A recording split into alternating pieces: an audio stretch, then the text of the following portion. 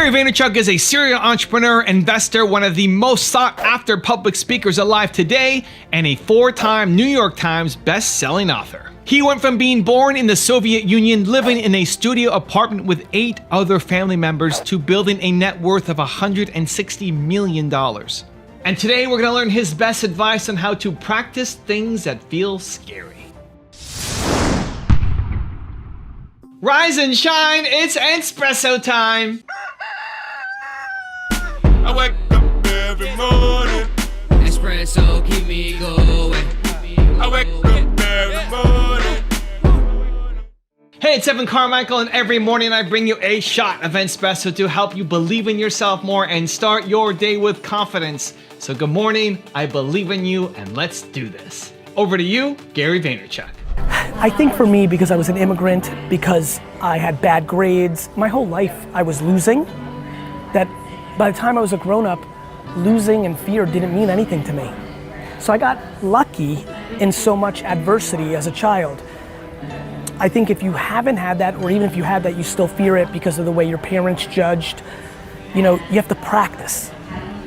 Like you have to practice doing things that you are scared of.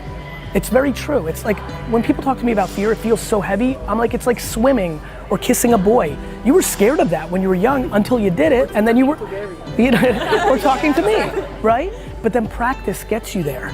So you have to practice things that feel scary, and then you'll get more used to them. It's the truth. It's just the truth.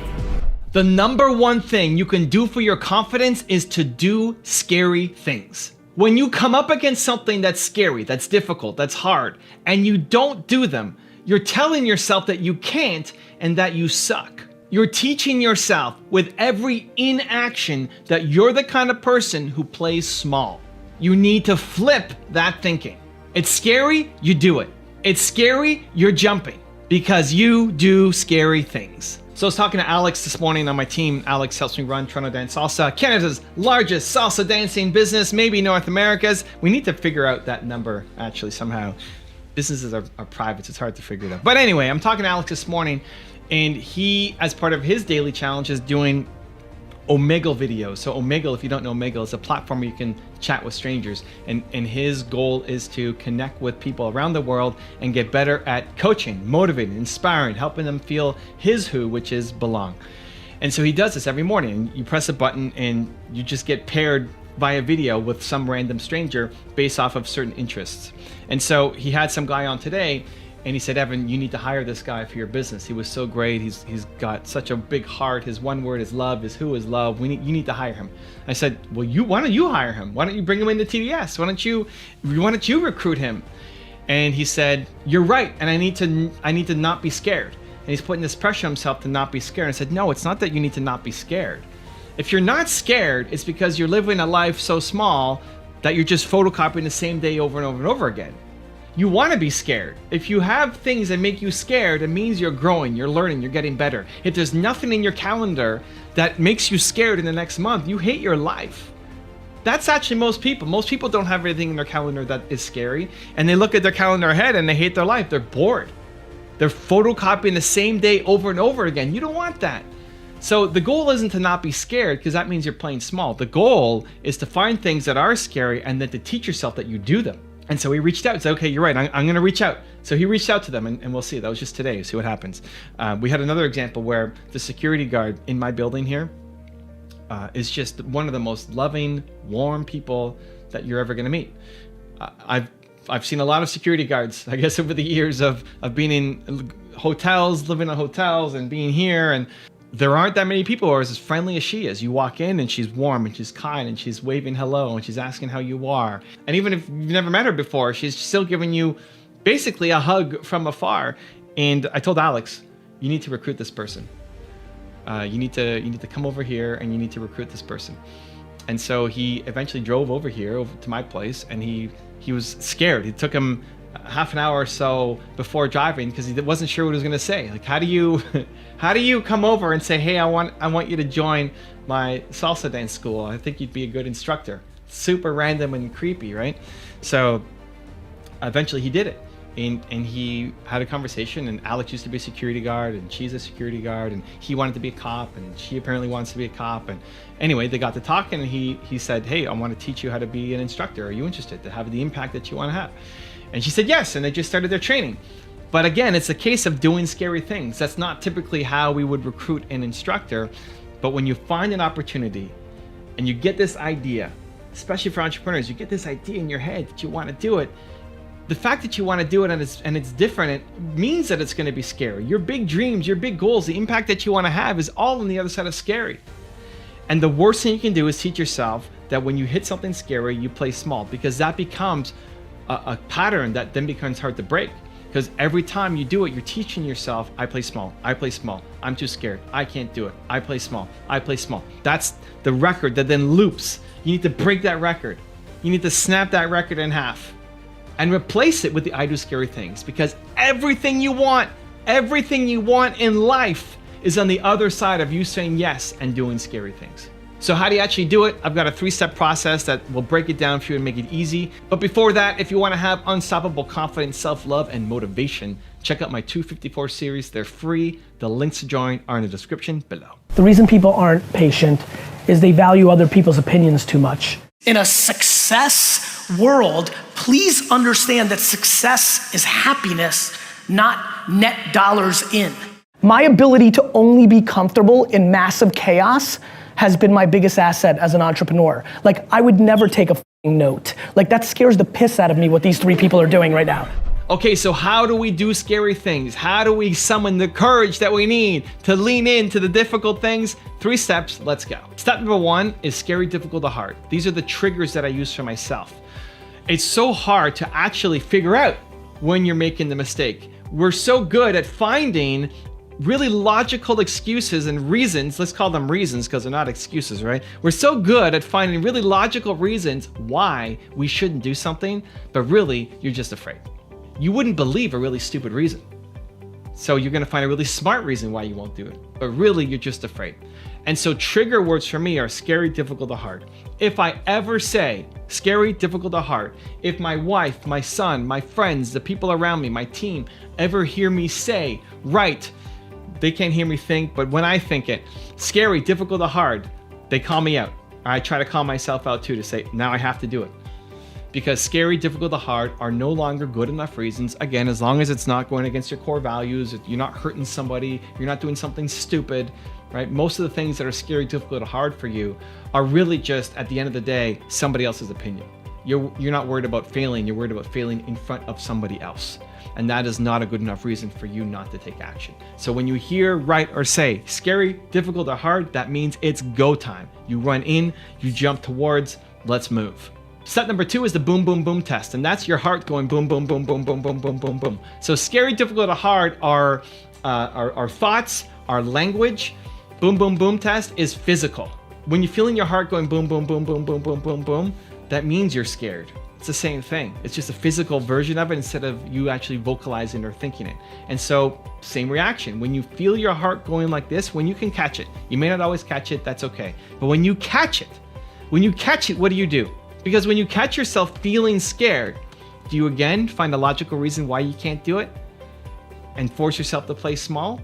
Or do you say, ooh, I'm feeling it, it's go time, right? Again, you want to teach yourself, scary, difficult, or hard, or your heart's going boom, boom, boom, boom, boom, go time. We do it, we jump in, we move forwards, we demand action. And then step number 3 is tie your self-worth to the effort, not the result. This is another big mindset shift that if you can make, it will change your life. Most people tie their self-worth to the result, to winning, to getting a certain outcome.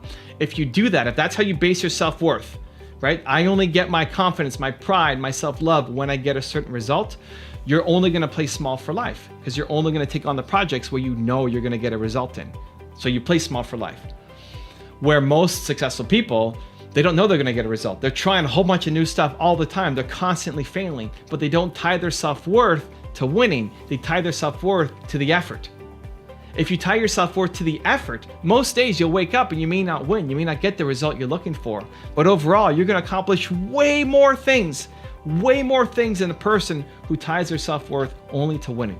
So learn, practice, pat yourself on the back for when you tried your hardest.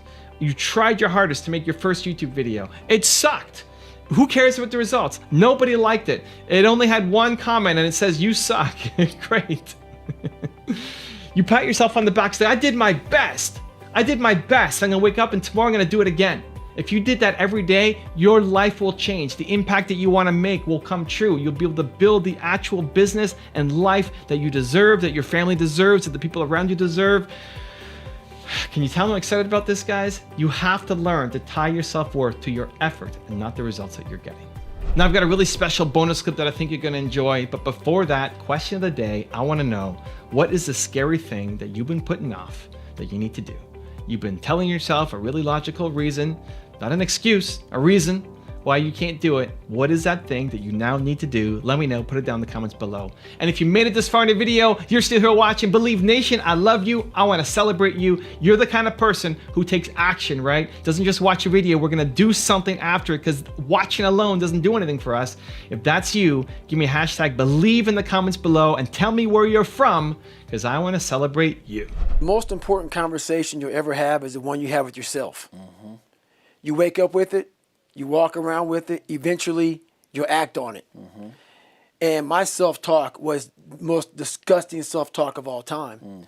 So the sewer of my mind, like I said, you have to go back in there and fix things. A lot of us are afraid, like right now, 20 years ago, you wouldn't find me on this show. I was too embarrassed to tell you I stuttered, I lied, all these different things, getting beat up, getting bullied, whatever happened. But that's where the true transformation starts to happen. When you can look at people, anybody, thousands of people, one person, and say, hey, this is who I am. And this is where I have to fix myself. And this is where it really happened. I thought it happened when I was in, 19, 18 years old, trying to pass this military test. Right. It happened here when I was almost 300 pounds, spraying for cockroaches, making $1,000 a month. And people called me dumb. My dad called me so many things, it's not even funny. Being beat just stripped me of all self-esteem. This is when I realized I was alone on this earth. I have God, but alone on this earth, and I have to fix everything. So this is where I started to develop an indestructible mental toolbox. Okay. So I came home one night after spraying for cockroaches at Ecolab, and literally I was praying at Steak and Shake, and I would go across the street to 7-Eleven. I had a 45-minute commute home. So I worked from 11 o'clock at night to 7 o'clock in the morning. Okay. I had a 45-minute commute home. And my stop would be, Steak and Shake, chocolate milkshake, across the street, 7-Eleven, box of mini chocolate donuts, and I would eat that on the way home. Yeah, sure. When I come home, I turn the TV on, I take my shake because the box of donuts they were killed. Oh, yeah. I kill those. Yeah. Go back to the back, turn the TV on and take a shower. Listen to the TV when I'm taking a shower. This day I heard these guys on the TV talking about Navy SEAL, toughest, class 224. So I heard stuff about Navy SEALs. These are the baddest of the baddest. Yeah. And so I come out and I'm watching this show while I'm drinking my shake. And when you're watching the show of guys who are putting it out there and they're quitting left and right. Oh, sure. Just can't handle it. They're going through Hell Week. They show them going through first phase, second phase, third phase, and they're dropping like flies. I looked in this one guy's eyes who was ringing the bell to quit, to put his helmet down out of Navy SEAL training, and I saw myself. And I saw what everybody said I was going to be, which was nothing. What I said I was going to be, that conversation you have, that's who I was. So that's why I lied to people to tell them a different version of the truth. Sure. I had to make all those lies reality. I had to make them real. I had to become a real person. So that's when I put in my mind that I'm going to go to the toughest military training on the planet. And where it has the most water, the thing I was scared of the most, I had to go back. So a lot of us run away from our fears. Sure. And we box ourselves in to a lifestyle of this is all we can do. Right. Because I'm afraid of everything outside this box. Yeah. So I'm comfortable inside this box. I jumped the box. Oh, you did, yeah. For the first time in my life. Mentally, I jumped the box and said, hey, I got to come out here and play. Evan, thank you so much for having a couple seconds and being able to tell the Believe Nation a little bit about Empathy Wines. It means a lot to me that you would take this valuable real estate and time on your channel to give me some love. It means a lot. It's just good karma points, and so you're awesome. Thank you. Believe Nation, if you're into wine at all, go to empathywines.com. My whole career's work was poured into producing a wine that rivaled $40 to $60 wine for 20 bucks a bottle. I'm just super excited about this subscription-based wine business. You can order 3, 6, or 12 bottles in subscription form, rosé, white, red. If you search on Instagram or Twitter, you will be blown away. People are literally like, I don't even like Gary Vee, but the wine's good. Super proud of the effort. Thanks, Evan, for the time. Wishing you guys all happy and healthy. If you want to learn how to market on social media like Gary Vee, check out the video right there next to me. I think you'll enjoy it. Continue to believe, and I'll see you there.